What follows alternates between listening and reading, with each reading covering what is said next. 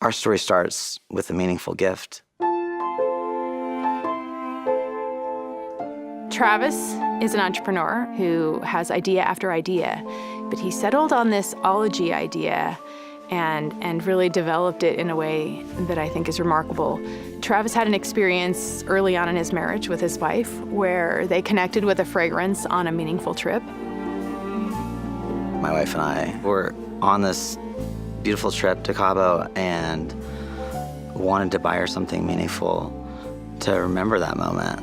And we wandered into a potion shop and see all these different concoctions, and it was like kind of magical. And we bought a fragrance, and it lasted about 6 months for her, and it was a beautiful scent.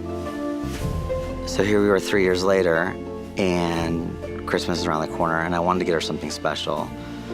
And so I had the idea to go back to that moment in time that I wanted to capture years ago. So I tried to find this fragrance to surprise her.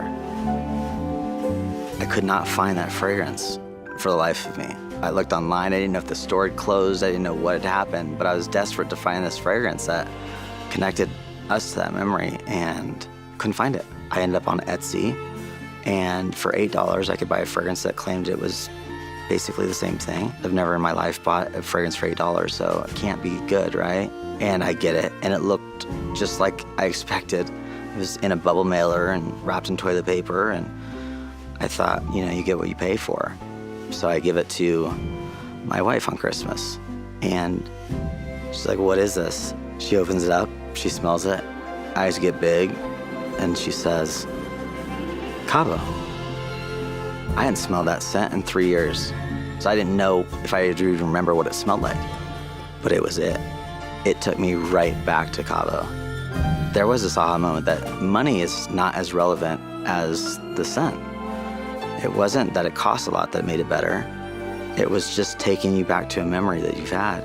That was the starting point. That was the genesis of the entire idea.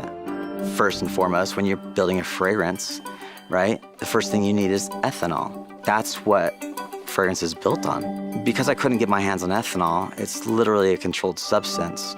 I looked for alternatives. And we tried jojoba oil, we tried palm oil, we tried stuff that you would never want to spray on your body even, just for the effect to see what it would do. And then we tried coconut. And it worked. We're using fractionated coconut oil, which I think most people already intuitively understand is much better for your skin. It didn't sting our skin, It lasted longer somehow. So you end up smelling better for longer and doing some favors for your skin. And so I get on a plane and I fly out to New York. Travis was able to secure an audience with the largest fragrance house on the planet. It's really interesting because generally these kinds of companies don't want to look at a startup, they don't want to work with startups.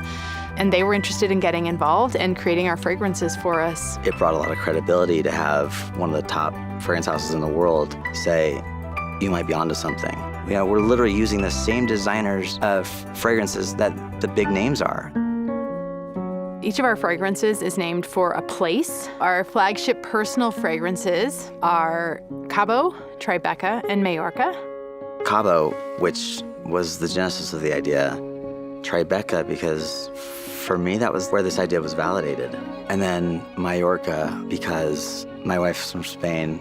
And then Faro, Giverny, and Ia. We're not picking places that are big tourist destinations for the most part. We're picking places that are lesser known. These are places and fragrances that we really have strong personal and emotional connections to.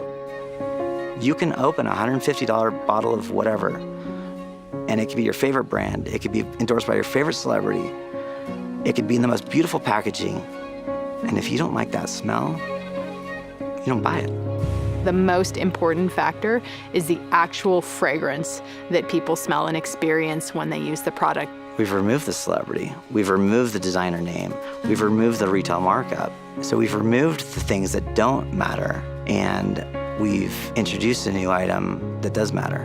Without diluting the quality of the fragrance, we've been able to get to a price point that's more attainable for more people. We're using high-end fragrance oils, and we're using fractionated coconut oil instead of alcohol so that it maintains the integrity of the actual fragrance throughout the day. It doesn't start to smell different, it doesn't fade, and is much better for your skin than to spritz with a petrochemical.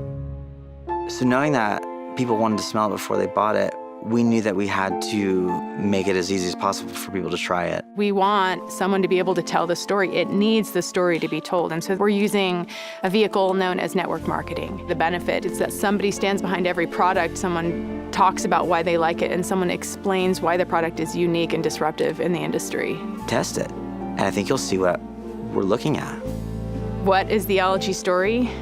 It's the story of high-end fragrances that are potent and that are high quality, but that are not damaging in any way, and that are at a reasonable price point. When you layer onto that our commitment to sustainability and our commitment to reusable and modular products, it just seems like a no-brainer that no one's done this before. And it's not about buying, an essence in a bottle. It's about connecting us to memory, both, I think, past and future.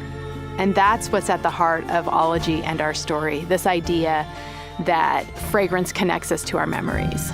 Scent literally has that ability to transport us. We have a story, and it's incredible.